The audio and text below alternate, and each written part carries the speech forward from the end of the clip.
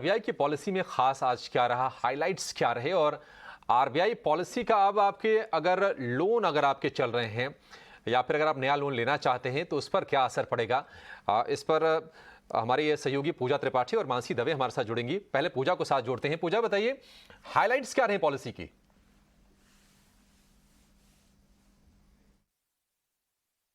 जी, ½ % ब्याज दरों में बढ़ोतरी देखने को मिली। इसके अलावा आरबीआई का ये भी कहना था कि उनका एकोमोडेशन विड्रॉल पर फोकस बना रहेगा। 5:1 मेजॉरिटी के साथ ये ब्याज दरों में बढ़त का डिसीजन लिया गया। और आपको बता दें कि रेपो रेट में पिछले 5 महीने में अब तक 190 बेसिस पॉइंट की बढ़त देखने को मिल चुकी है। अप्रैल में 4% था, अब वो बढ़कर 5.9% हो चुका है। इसके अलावा महंगाई को लेकर भी जो अनुमान था वो बरकरार रखा है, कोई बदलाव नहीं किया। FY23 में आरबीआई का मानना है कि 6.7% के पास महंगाई दर देखने को मिल सकती है, ये उनका टारगेट है। उसके अलावा जीडीपी में भी अपना अनुमान जो है वो बरकरार रखा है, लेकिन FY23 के लिए बदलाव किया है। जीडीपी टारगेट घटा दिए हैं, पहले 7.2 था, अब वो घटाकर 7% कर दिया है, जो एक नेगेटिव है।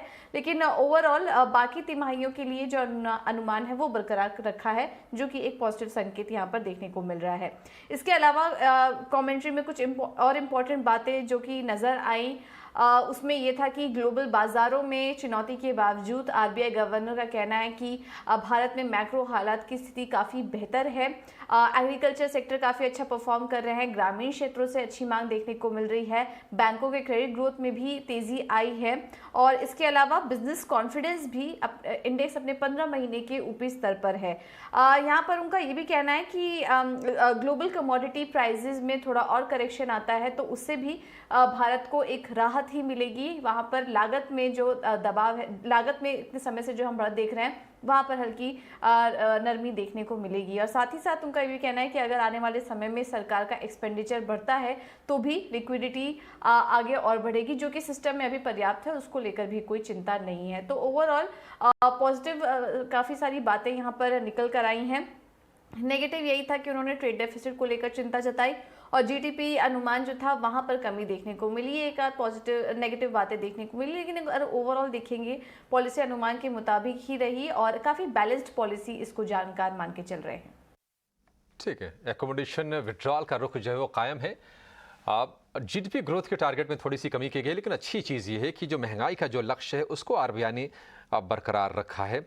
और आरबीआई गवर्नर ने ये कहा कि सिस्टम इस बार बहुत ही पर्याप्त लिक्विडिटी मौजूद है और रुपए की जो स्थिति है ग्लोबल करेंसीज के बीच काफ़ी मजबूत है और अभी ये दखल देने की ज़रूरत फिलहाल नहीं लगती है। फॉरेक्स मार्केट में हालात देखकर वो दखल देंगे, तो ये कुछ बड़ी बातें नहीं। लेकिन अब ½ % की फिर से बढ़ोतरी होगी। लगातार आरबीआई गवर्नर ने चौथी बढ़ोतरी की है ब्याज दरों में।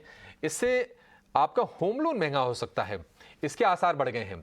आप कितनी दरें बढ़ सकती हैं, कितना आपकी ईएमआई पर असर पड़ सकता है, बताने के लिए हमारे सहयोगी मानसी दवे हमारे साथ जुड़ गई हैं। मानसी, बताइए। अगर आपने होम लोन लिया है तो आपकी ईएमआई बढ़ने वाली है। जी हाँ, आरबीआई ने लेटेस्ट रेपो रेट अनाउंसमेंट में रेपो रेट में बढ़ोतरी की है बाय 50 बेसिस पॉइंट्स, जो कि एक्सपेक्टेड था, फ्रॉम 5.4% टू 5.9%। अब इसका सीधा असर लोन ईएमआईज पर भी पड़ता हुआ दिखेगा। एक सिचुएशन ले लेते हैं जहां पर 50 लाख रुपए का लोन 20 साल के लिए लिया गया है। ऐसे में पुराना इंटरेस्ट रेट जो कि 8.05% था, अब बढ़कर 8.55% हो जाएगा और इसी के चलते आपकी ईएमआई जो कि 41,978 रुपए थी, बढ़कर 43,550 रुपए हो जाएगी। तो महीने के तौर पर अगर देखें 1,572 रुपए की बढ़त और सालाना आधार पर 18,864 रुपए की बढ़त आपके लोन ईएमआई में देखने को मिलेगी। क्विकली इसके इम्पैक्ट देख लेते हैं। अनुमान यही लगाकर चल रहे हैं कि रेजिडेंशियल सेल्स में एक इम्पैक्ट आता हुआ दिखेगा आने वाले फेस्टिव सीजन में और एक्विजिशन कॉस्ट भी लगातार बढ़ रही है। तो अनुमान है कि डेवलपर्स जो हैं अपने फेस्टिव डिमांड्स में भी कुछ हद तक कटिंग कर सकते हैं। लेकिन इन सब के बावजूद एक सिल्वर लाइनिंग भी है। एक्सपर्ट्स का ये मानना है कि हाउसिंग सेल्स एक हाई इम्पैक्ट तब देखेंगे जब इंटरेस्ट रेट जो है वो 9.5% के मार्क के पार चला जाएगा। इस वक्त 8.55% है। तो जब तक इंटरेस्ट रेट या कह सकते हैं कि यहाँ पर लोन रेट सिनेरियो जो है 8.5% से 9% तक है, तब तक सिचुएशन को मॉडरेट ही समझा जाए। लेकिन 9.5% अगर आने वाले एमपीसी बैठक में और ज़्यादा ब्याज दरों में बढ़ोतरी होती है तो फिर ये 9.5% के मार्क को ब्रीच करेगा और तब सिचुएशन एक रिस्क वाली होगी। ठीक है, शुक्रिया मानसी, शुक्रिया पूजा आपका। तो होम लोन को लेकर पूरी की पूरी जो गुणा गणित है मानसी ने आपके सामने रख दी है। लेकिन